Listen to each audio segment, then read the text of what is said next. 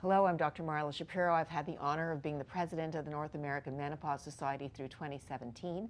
I'm a member of the Board of Trustees, and I'm joined by Dr. Howard Hodis, who is also a member of the Board of Trustees and a well-known cardiologist. Tell us a little bit about yourself. Yeah, Marla. Well, I'm Howard Hodis. I'm a professor of medicine and preventive medicine, and I direct the atherosclerosis research unit at the Keck School of Medicine at USC in Los Angeles. So let's talk. I want to focus about lipid today, and I want to focus on lipid lowering. But before we go into medications and newer class of medications, between men and women, how do the overall risks differ? In terms of lowering and reducing risk? Well, we know that we can lower cholesterol, LDL cholesterol specifically, bad cholesterol, pretty effectively, whether it's a woman or a man. Now, the outcomes may differ somewhat. We can lower those events in both men and women, but what we find is that in women, and it's controversial, we're still developing data, that we don't get a significant reduction in events in women. So if we have a man and a woman and we do the same type of lowering, the benefit in terms of survival is weighted towards men? So in terms, now we're talking in terms of primary prevention. Okay. I should also mention, and those are men and women who do not have a pre-existing heart attack or stroke. But are at risk. But are at risk. High blood pressure, They cholesterol, they may or smoking, may whatever. not, but they just may have a high Right. cholesterol. And so the data is somewhat controversial that if we lower that cholesterol, what difference between men and women is that although the number of events may go down in both, it's not quite statistically significant in women, meaning that we can't be sure that that is a true effect. So, but mortality does not differ whether it's a man or woman either. So total mortality is unaffected. okay. So we may be able to reduce the events, but not necessarily improve The death longevity. rate. The death rate. So before we go into medication, what can women do in terms of lifestyle?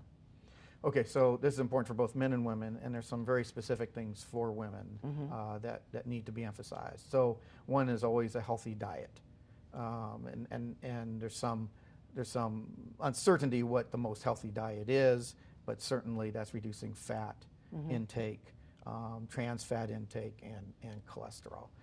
Regular exercise is important, and maintaining ideal body weight, and that's something that's even more specifically important for women. That appears to be a more important risk factor for women than men in terms of being overweight. So maintaining weight is really important, and also very important across both sexes is not smoking. Right, and it's never too late to stop smoking. Correct. Never too late. Never too late. Okay, Absolutely. like if you're out there and you're a smoker, listen to us. It's never too late. Absolutely, and never start.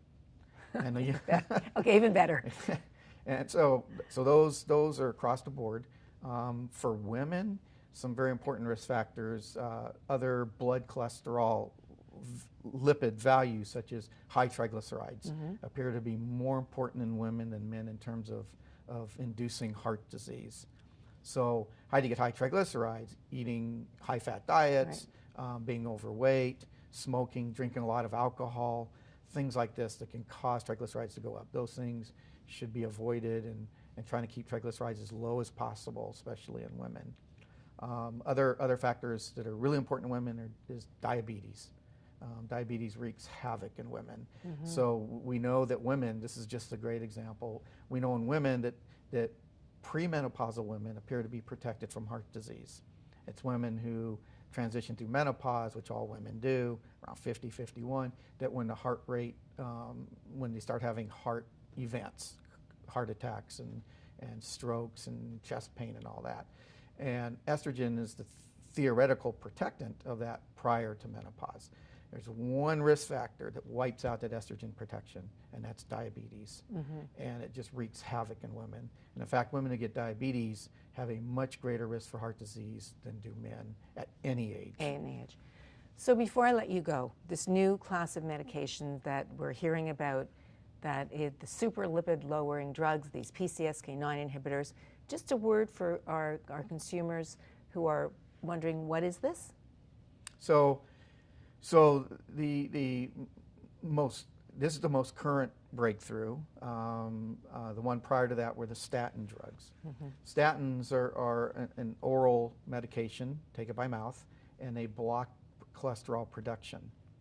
Now, the way to clear cholesterol from the bloodstream is through receptors, which bind the cholesterol, and these are mainly found in the liver. And what the PCSK9 inhibitors do, they prevent the breakdown of the receptors that remove the cholesterol from the body. Sort of like making sure your garbage trucks are actually going to Exactly. show up and empty your bins of garbage. Exactly. So not just good to put it in the bins, now you got to clear Yeah, the get bins rid so of the it. bins can come back and get more. Exactly. And these keep the receptors from being degraded or disappearing off of the surface of the liver and other cells. And these medications are injected. They're subcutaneous, just like you Under would the skin? insulin, under the skin. And it's every 2 weeks. Now, they're new. They're very expensive. In the U.S., about $14,000 a year. Eventually, that should come down. And we don't have a lot of data, but we have sufficient data, and they can be used now clinically. But they are specifically approved for certain individuals. Okay. So they're not readily available for everybody, or shouldn't be used just for everybody. So I think the message that we're getting here is primary prevention is critical. It's never too late to adopt a healthy lifestyle. And women should know their triglyceride levels as well as their cholesterol to know what their risks are. Absolutely. And Thank know if you. you're diabetic or not. Thank you so much for being with us. Sure.